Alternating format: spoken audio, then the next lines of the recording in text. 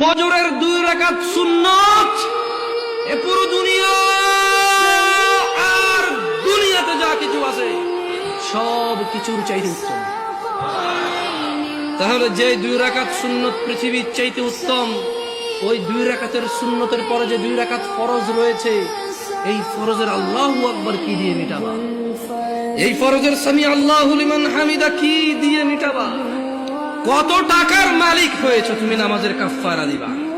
যেখানে সুন্নত 2 রাকাতের মূল্য পুরো পৃথিবীর সমস্ত সম্পদ বিক্রি করে যদি একটা স্বর্ণ কিনা হয়, ওই স্বর্ণকে যদি এক পাল্লা রাখা হয়, আর ফজরের 2 রাকাত সুন্নতকে যদি এক পাল্লা রাখা হয়, ফজরের 2 রাকাত সুন্নত ভারী।